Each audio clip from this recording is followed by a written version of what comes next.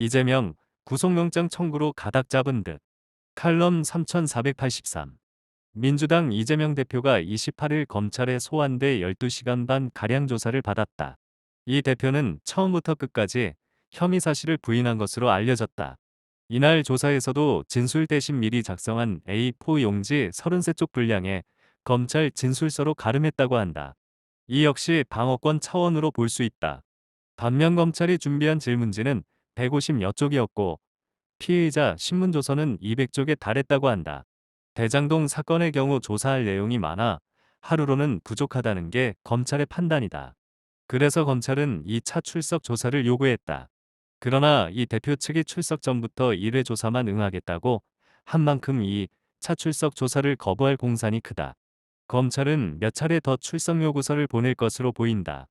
계속 거부하면 지금까지 조사한 것만 가지고 처분을 할 수밖에 없다.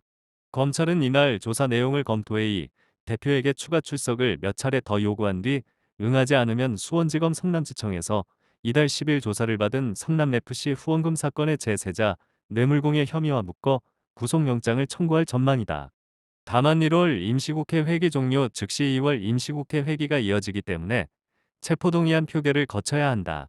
민주당이 원내 과반을 차지하는 만큼 당대표에 대한 체포동의안이 가결될 가능성은 희박하다. 검찰은 부결되면 불구속 기소할 것으로 전망된다. 이날 조사를 놓고도 이재명 측과 검찰 측은 신경전을 벌였다. 박성준 민주당 대변인은 반복적인 질의와 자료 제시, 의견에 대한 의견을 묻는 행위, 자료를 낭독하는 행위 등이 야간 조사 제한 시간인 오후 9시까지 계속됐다며 이 대표 측에 잇따른 항의에도 검찰은 이를 계속하며 피의자의 인권을 짓밟는 현대사에서 볼 수 없는 행태를 벌였다고 비판했다. 이 대표도 조사 뒤 굳이 추가 소환을 하기 위해 시간을 끌고 했던 질문을 또 하고 제시한 자료를 또 제시하고 질문을 지어내는 이런 행위야말로 국가 권력 사유화하는 잘못된 행동이라고 생각한다고 반발했다.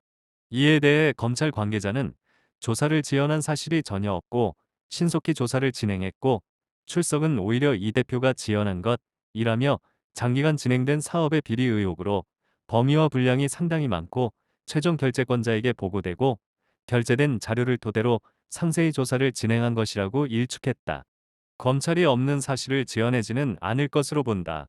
검찰은 이 대표가 금전과 선거 지원 등을 매개로 측근들이 대장동 일당과 유착해 민간업자들에게 7,886억 원 상당의 이익이 돌아가는 사업 구조를 인지하고도 승인했다고 본다.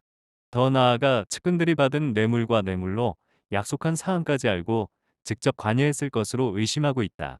민간 개발업자들이 231억 원의 이익을 거둔 위례신도시 개발 사업 역시 엇비슷한 구조라고 판단하고 있다. 검찰과 이재명의 지긋지긋한 인연은 이것으로 끝나지 않았다. 수원지검에서 하고 있는 변호사비 대납 의혹 사건도 있다. 이재명에게는 첩첩산중이다. 샵 오풍영 칼럼